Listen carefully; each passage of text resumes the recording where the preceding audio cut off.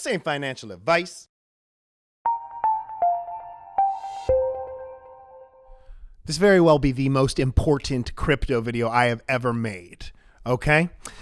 2017, I meet a guy, and I buy $5,000 worth of Bitcoin off him at the Grove in Los Angeles. I start walking home. Walkie. On the way home, my phone battery dies. I thought, no big deal. The plan wasn't to hold Bitcoin. The plan was to go home and trade that Bitcoin into something else. So I stop, I casually get something to eat. I think I got a poke bowl on Melrose. Beautiful day in the neighborhood. I had a fistful of cash. Life was beautiful. I get home, plug my phone in. It immediately goes ding, ding, ding. Oh, what was that?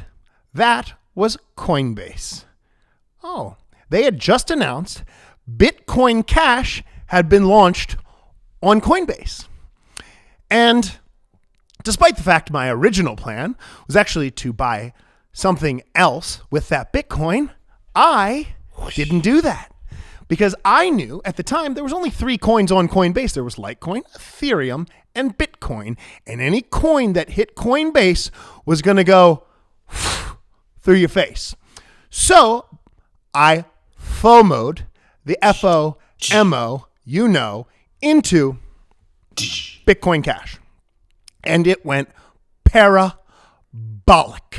I thought, hey, I'll jump in and I'll jump out. I'll make a quick trade, make some fast cash because I got quick hands. I got the quickest hands in the West. Bing, bing, bing, bing. Not so fast. That's not how the game is played. That's a simp. That's a noob not understanding how the game is played. Take a look at this chart from December 19th, 2017. What you're seeing here is a lot of upward pressure on the price of Bitcoin Cash the second it was released. It found its base up here around 849.9.03. The bulls were definitely in charge, and they were pushing the price upward. Next day, it fell precipitously down to 1633, then bounced back up to 43.29, where it found its base. And that's kind of just a simple technical analysis on that pump and dump. That looks like this Sears Tower. Tell me there's not any market manipulation in that. Comment down below. Now, if you look at the chart the very next day, you'll see it doesn't really exist. That's pretty interesting, isn't it? Day before, Sears Tower. Next day, upward trend. So you're telling me day before, $8,499, Sears Tower. Next day, $36.43. Oh, and doesn't look like that Sears Tower even exists there anymore. Well, that's kind of funny. Well, what happened to me was that when they did the Sears Tower, as we're going to call this, Scotty Boy went to sell at $8,500. Well, guess what? There's no buyers. Nobody's buying it at $8,500. And I'm telling you this story because that's how a pump and dump works. You think you got the quickest hands? Well, you Billy the Kid. You Billy the Kid of crypto. You've been in crypto 3 weeks. Guess what? You could literally watch on GDAX, because it was GDAX then. It wasn't Coinbase Pro. You could watch the buy orders go. Guess who got left holding the bag? Yeah, your boy. Okay? And I thought, oh, shoot, I better think fast. I better jump on over to Binance, shoot my Bitcoin Cash over to Binance and sell over there. Well, guess what? Trading got disabled everywhere. Well, isn't that convenient? Isn't that convenient? Oh, well, who feels like a sucker now? So I'm telling you this story of woe because I've actually been through it, okay? Trading resumed live the next day, and guess where it came out at? About, I think, $3,500, okay? And I sold it there. So I turned $5,000 into $3,500 like that because I got the quickest hands. I'm the Cardano cowboy. Stake the nerd pool. Subtle plug. The point is that in a pump and dump, guys, gals, moon boys and girls, they sell it on the way up. They don't sell it on the way down, okay? Because on the way down, everyone is trying to sell it. Think about that. They sell it on the way up. They're in. They create the FOMO. They get the retail people like mama, grandpa, your aunt, your uncle, and your sister that made fun of you on your birthday for buying crypto, and they dump it on you, okay? Now, you look at the Dogecoin thing. 30% of it is held in one wallet, okay? And I'm not hating on people trying to make money on crypto. That's exactly what I'm trying to do. Stake the nerd pool. That's okay. But understand the difference between gambling and between something that is a highly risky speculative investment, okay?